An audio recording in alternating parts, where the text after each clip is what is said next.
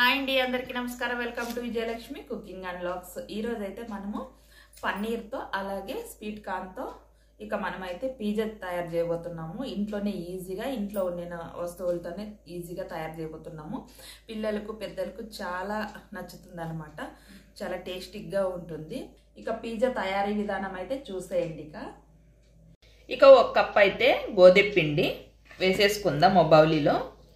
అలాగే ఒక కప్పు మైదా పిండి వేసేసుకుందాం. 2 కప్పులు అయింది కదా. గోధుమ పిండి ఒక కప్పు, మైదా పిండి ఒక కప్పు. టేస్ట్కి అయితే కొంచెం షుగర్ అలా వేసేసుకుందాం. ఒక చిటికెడు సాల్ట్,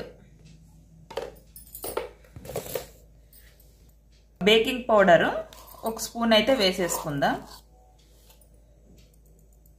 కాస్తల వంట సోడా చిటికెడు. ఇదైతే బటరు. ఫ్రిడ్జ్లో పెట్టినాం కదా, గట్టిగా అయిపోయింది అనమాట. కాస్త అలా తురుముకొని వేసేసుకుందాం. చూడండి, ఇలా తురుముకుంటే మనకి తొందరగా కరిగిపోతుంది. చూడండి, కొంచెం అయితే తురుముకున్నాను కదా. మళ్ళీ పక్కన పెట్టేసుకుందాం. ఈ బటర్తోనైతే బాగా ఇలా కలిపేసుకుందాం పిండి అంతా.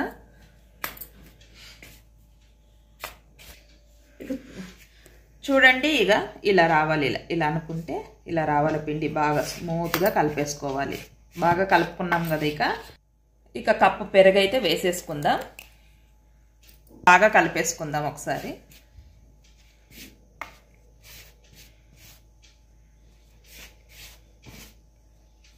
ఇప్పుడైతే మనం కొన్ని నీళ్లు వేసుకుంటూ కలుపుకుంటూ రావాలి.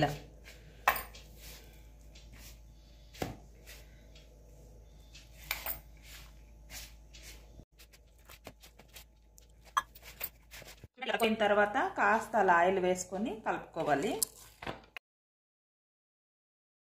చూడండి, మరి చపాతీ ముద్దలా కాకుండా కాస్త లూజుగా కలుపుకోవాలి పిండిని. చూడండి, ఇలా అంటే ఇలా రావాలి పిండి. ఇలా కలుపుకోవాలి. బాగా ఇలా కలిపేసుకోవాలి. చూడండి, ఒక 15 నిమిషాలు అయితే మనము 10-15 నిమిషాలు పిండి అయితే నానబెట్టుకోవాలి. నేనైతే స్వీట్ కార్న్ కూడా రెడీ చేసేసుకున్నాను. అలాగే చూడండి, పన్నీర్ కూడా ముక్కలుగా కట్ చేసి పెట్టుకున్నాను. పిండి అయితే ఇలా 15 నిమిషాలు బాగా నానిపోయింది కదా. ఇలా ఇంకొకసారి బాగా కలిపేసుకుందాం ఒకసారి.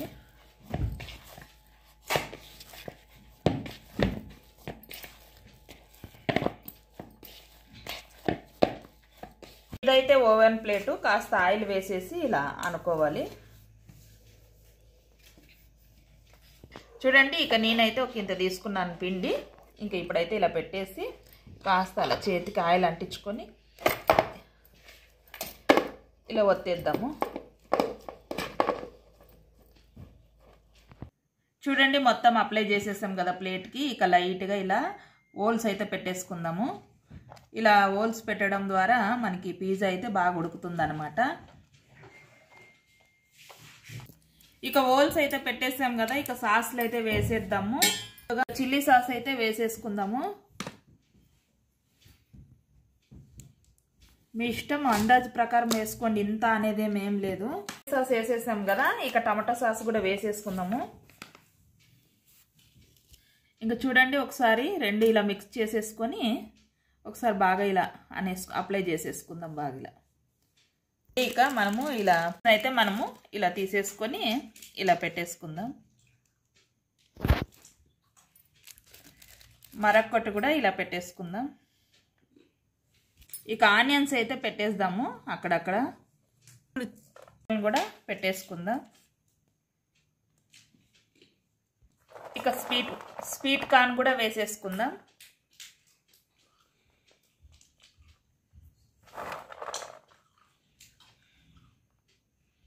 ముందుగా కట్ చేసుకున్నాం కదా పన్నీర్ ముక్కలను కూడా వేసేసుకుందాం.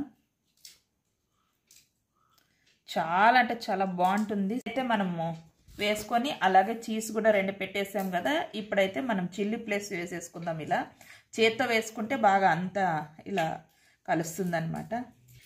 చిల్లీ ఫ్లేక్స్ వేసేసుకున్నాం కదా. ఆరిగానో వేసేసుకుందాం. మొత్తం అన్నీ వేసేసుకున్నాం కదా. ఓవెన్లో అయితే పెట్టేసుకుందాం. ఓవెన్లోనైతే పెట్టేసుకుందాం. టెంపరేచర్ అయితే 230కి పెట్టినాను. 20 నిమిషాలు అయితే తిప్పుతాను. ఇక 20 నిమిషాలు అయితే పెట్టేసుకున్నాం నిమిషాలు. రండి, ఇక మనకైతే పిజ్జా అయితే రెడీ అయిపోయింది. టేస్టీ పిజ్జా అయితే రెడీ అయిపోయింది. ఇక కట్ చేసేద్దాము. పిజ్జాని అయితే కట్ చేసేసుకుందాం 4 భాగాలు. ఇక 4 భాగాలుగా పిజ్జాని అయితే కట్ చేసేసుకుందాము. పిజ్జా ఇక ఇక్కడ సైడ్ కట్ చేసేసుకున్నాం కదా, ఇక్కడ సైడ్ కూడా కట్ చేసేసుకుందాము. ఇక 4 భాగాలు కట్ చేసేసాం కదా. ఇక టేస్ట్ అయితే చూద్దాము.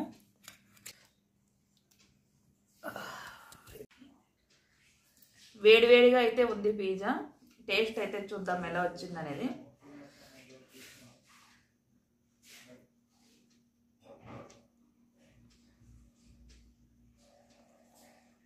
సూపర్ అండి, చాలా అంటే చాలా బాగుంది పన్నీర్ పిజ్జా. తప్పకుండా మీరు కూడా ఇంట్లో ట్రై చేయండి. పిల్లలకు పెద్దలకు చాలా బాగా నచ్చుతుంది.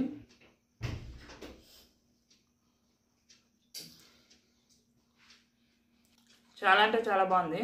అంటే మంచి వీడియోలు మీకు కావాలనుకుంటే మన విజయలక్ష్మి కుకింగ్ అండ్ లాగ్స్ ఛానల్లో అయితే వస్తాయి, చూసేయండి. ఇక మన వీడియోలు కనుక మీకు నచ్చినట్లయితే లైక్ చేయండి, షేర్ చేయండి, సబ్స్క్రైబ్ చేసుకోండి. కొత్త వాళ్ళు ఎవరైనా చూస్తున్నట్లయితే సపోర్ట్ చేయండి. Bye friends.